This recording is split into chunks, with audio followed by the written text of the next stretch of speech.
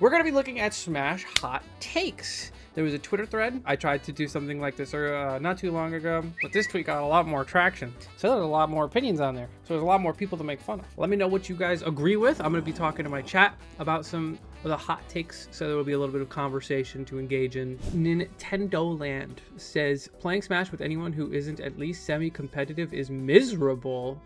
No.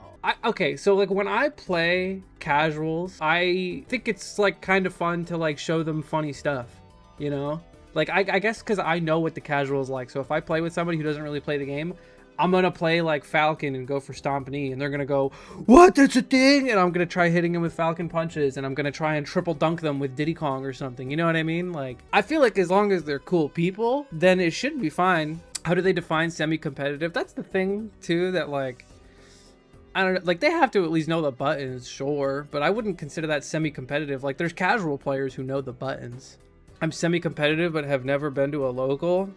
Listen, man, I think semi-competitive, I draw the line at least attending Wi-Fi tournaments. Like I'm assuming he like is implying like a degree of skill to play against, which I mean, sure, if I'm like sitting, like I can only like play with a casual for like 20 to 30 minutes before I'm all out of juice and I don't want to entertain this dude anymore. Anyway, that's my, I actually totally disagree with this one. I think you can just try to make it fun and entertaining for the other person, and that's the good of it. The community has become so cliquey that it harms tournament attendance / development. I guess I don't really know. I don't go to tournaments that much anymore. I think it just depends on who's in your scene. I think that's just scene to scene dependent, because like, and also my perspective is very skewed on this kind of thing just because people know who I am, so people want to talk to me naturally. This is true. Mars called me a big loser and pushed me down. That's not clicky, that's getting bullied, and you deserved it, Beastly. The Smash community is comprised of like people that are like in high school or fresh out of high school, and they stick with like their friend groups and stuff like that. But it's on you to like go out of your way and like make friends with people, you know, no matter how hard that might be. It's kind of on you. But yeah, people need a reason to come back, and that's like partly on TOs. TOs can do stuff to like encourage player to player interaction, you know. Okay, this one has a lot of likes. It doesn't matter your ranking or your PR placement, even getting to the point of local 2 tour takes thousands of hours, and everybody in the community should be respected by default. Now, let me just take this step by step. Getting to the point of local 2 tour takes thousands of hours. I disagree with that. I actually disagree with that a lot. There are players that I know that did not own a Switch and were top 50 in the world. Don't know if we're also considering the fact that like I played Smash 64 and Melee and Brawl and 4, and like, you know, I've been playing this game since I was a kid. But there are also people that I know, namely Steve players, because that's just who the new people are. Ultimate is their first game, and I doubt that they have played for thousands, plural, of hours to get to the 2 tour mark. They could just be naturally gifted at video games, and that's fine. I mean, I do agree with people that should be respected by default. I mean, that's just kind of a rule of life. You shouldn't just be a dead to random people. Like basic human decency, yes, but I don't think 2,000 hours are a requirement. Yeah. It's a legitimate shame that the community never even attempted to use custom balance. Would be legit hilarious and interesting if like every season a select number of characters got nerfed or buffed to keep the meta fresh. Custom balance is so trash, Steve actually gets better. There would be so much inconsistency. Yeah, if like one season, like instead of getting Nair up smashed by Fox at 70%, it's actually 50 because the community decided that he needed a buff because there's one good Fox, you know what I mean? A character's style / personality being represented in their moveset is greater than references. I don't understand what that means, because are these things not mutually exclusive? Am I stupid? They want their character to do moves that show off their personality instead of having 4 specials that just reference something from their games. Okay, but wouldn't putting stuff from their games show you their personality? Some characters just definitely have some outdated movesets. You guys were talking about Sonic, and yeah, I agree. But like I've heard like Sonics and every other Sonic player talk about how like he has so many other moves. Why does he have 3 spin moves? Just give him any of these other moves from Sonic games. And it's like, yeah, sure, that would show off his personality, but again, that's also references from his other games, you know what I mean? With rivals in the industry of platform fighting games, I don't see a reason to play Melee or Alt. I mean, they're fun, so maybe that's a pretty good reason, because Melee and Ultimate are fun. And we play fun games. It's one thing to be happy you improved, but players that make beating someone their entire personality need to get a new personality. Who does that? I don't know anyone who does that, but you know what? No, there's definitely some Twitter bots out there. I mean, it's cool to be like happy for a win that you got. I could definitely see it being obnoxious that someone out there is just like, yeah, I beat this guy. Oh, I beat this guy. Oh, I beat him. Oh, I'm the best. I beat Marzen Rivals, and I talk about it every day as my personality. Thanks, man. Tyler, I beat Mia Marzensons. True. Maybe I'm the guy. Maybe I'm the problem. The identity of O2 or 2-2er, etc. is a mental block for probably a large majority of the player base. Self-proclaimed 2-2ers will win twice and then think, yep, this is where I belong. If I lose now, it's fair. And that makes zero sense, and they'll play suboptimally because of it. If you're playing the game without the mentality to improve, that's definitely on you. If that is what's blocking you mentally, then I don't know why you're playing a competitive game in the first place. Probably deleting this because it's a little mean, but even some top 150 players have no idea how to play neutral beyond dash back, wait for overcommitment, become a punish game bot, and it's not only frustrating to play against, but I get secondhand embarrassment. That's the meta, baby. Woo! Honestly, I mean, I don't even know if you consider this a hot take, but like he's right. There are some top 150 players out there that are playing their own game, and they don't understand player-to-player interaction, and they can just dash back, wait for overcommitment, because it's a good option, and some characters can get away with just doing that. PS2 and Small Battlefield are completely different from each other in like in 7 different ways, and for some reason this isn't the consensus. I mean, for the rule makers, I think they understand that because they're both starters, so I think you're wrong. I think your tweet's just straight up wrong. There's like a lot of small differences, sure, but I mean, I think they still, like, I consider them to be pretty different stages. I will ban PS2 in hopes they take me to Small Battlefield.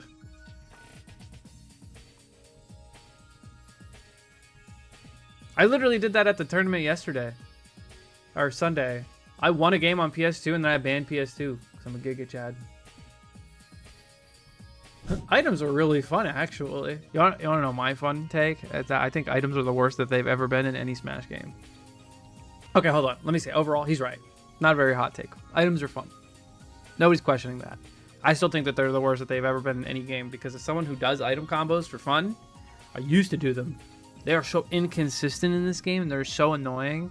If you just put the default rules on for items, which is just like medium frequency for all items, the game loves spawning just like 5 bajillion Pokeballs and assist trophies at once, and there's no actual variety with the items, I find. There's just a bunch of lame items in this game. Yeah, I agree. Oh, here we go. Somebody literally just made this post in my chat. Subspace Emissary gameplay is boring as it's just carried hard by everything else. Cutscene, story, music, premise. I mean, listen, but it carries.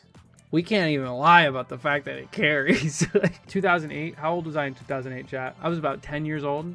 10 or 11. We'll say I was 11 years old, 12 years old, playing Brawl, going through Subspace Emissary, and Pikachu and Samus were like this, and then Link tried to kill Mario. That was lit, dude. A crazy amount of your Smash career will be spent being a 2-2er, whether that's a 2-2 with wins and losers or a 2-2 with wins and winners. Cracking into that 3-2 range consistently most likely means you're a great player with a deep grasp on the game and its mechanics. I don't know, because like I hate these kind of conversations because it's all subjective too. So like, for example, going 3-2 in New England is probably much harder than it is to go 3-2 in like South Dakota.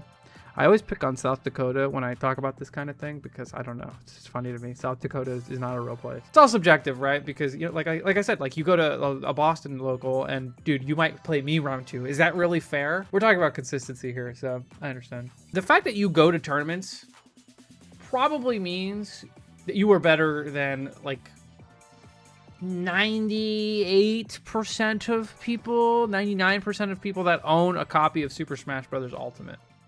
Or that have played it. Like, if you know what a Jair is or how to link a 2 to 3 piece combo, you are probably doing much better than most people.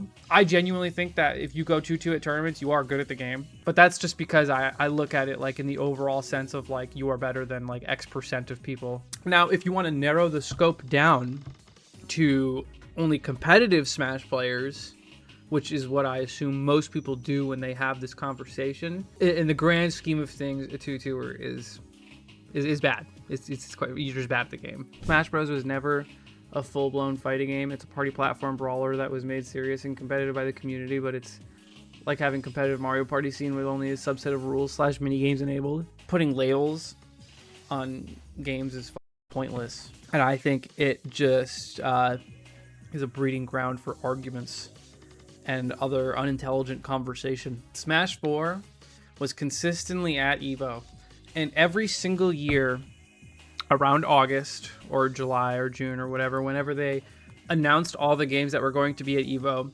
like clockwork, every single time there was just tsunamis of people that were just like, Smash Bros is not a fighting game. Why is it at EVO? Take this shit out. It's a party game. Because what's the point, dude? Who cares? Side events at big tournaments suck and are boring as it's always the same players that dominate the main brackets, dominating the side bracket events. We need more events like the combo contest. It lets areas of the community that don't get much attention a chance to shine. I definitely don't know if it's a hot take, but it's one that I haven't really heard all that often. Even just something small, like an 8-man tournament where everyone plays Cruel Smash, something like that. I could see, I don't know, but like I wouldn't watch that, you know? Everyone that is watching a tournament is probably just there for like the competitive aspect of it. Honestly, you know what? That makes me think about that one time that like Akola like won Squad Strike over some good players, and then it immediately sparked, you know, some conversation on social media that was just like, okay, go ahead, call Akola carried. He just won Squad Strike with like more than just Steve, so like go ahead, you know. And like I think that's a cool little conversation starter, so I could see more side events doing stuff like that, you know. What it's got to be what incitement. Yeah, that sounds about right. Hateful reference. Thank you for helping make X a better place. Yeah.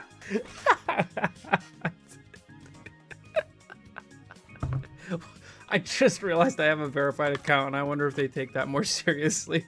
Who does this guy main? Bro, his name is Flip Jump Kick. I'm not going to hover his thing. He thinks he plays Urusone. He's just wrong. Oh, almost no characters carry in this game, and then I see carries up here. I mean, dude, there's no shame being carried by your main. It's fine. Whatever. People, you know, my hot take is that people care too much about who's carried and who's not, and I think you should just own that shit if you're carried. I'm good with one character, and I can beat almost anybody with my character that I main and put all my time into. You're carried! Yes. You're a genius. You guys are carried by your Toyotas. You wouldn't be able to make all that money if your car didn't bring you to work all the time. People care too much about tier lists. This is not a hot take. This is just a simple fact that I think most people will agree with. Tier lists are just an idea. Somebody's idea. There's no objectively correct tier list because this game is too weird. And also, there just is none. Yeah, they care too much. You should kind of care, but you shouldn't care as much as some people care. It will never be a Smash killer game no matter how much the next upcoming platform fighter is hyped up. Yeah, that's a no-brainer for anyone who has like more than 3 active brain cells. This game is fucking hard, dude. You know, I think he's right. It's not a hot take at all, but it's something that people don't say. This game is hard to be good at. Oh, this is a very casual one. I honestly prefer spirits over trophies. Having 3D models you can examine are cool and all, but I personally love how spirits actually incorporate the main gameplay, and I enjoy the feeling of I understood that reference when it's character I recognize. I think it could have used a better screenshot for this, but I actually wholeheartedly agree. Maybe this is a bad reference, but whatever. But like, it'll be like you have to fight Snake, and then you have to fight Snake in a different costume. And it's supposed to be like you're fighting Solid and Liquid Snake, and then you're on like the Shadow Moses map, and like that's the reference. And then you get the trophy Liquid Snake for doing it.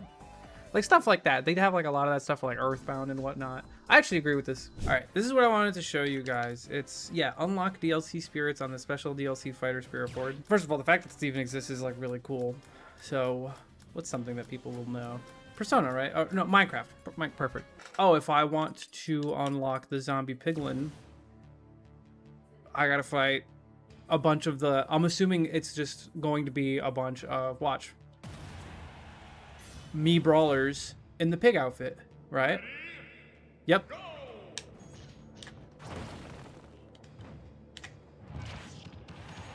Holy, he's alive. But this is like a really good reference to Minecraft. And do you see the map that we're in, by the way? Doesn't this kind of look like the Nether? They all have like little swords and everything too. Oh, Ender Dragon. Who's this? Ridley. Perfect. Great reference. They clearly made these challenges with love. Exactly. Yeah. Final Fantasy. Let's see. Aerith. fight Zelda with the brown hair. Vincent, fight Wolf? Yeah, like he turns into a wolf or whatever. Waluigi never deserved a spot on the roster. Ooh, a lot of people would probably hang this man in the streets for saying that. Waluigi can't be in Smash because Smash isn't a Mario sports game. Get the idea. They put a lot of love into this kind of stuff, which is really cool. Guys, go ahead and tell me what your Smash takes are in the comments. Thank you for watching. I'll see you in the next one. Peace out.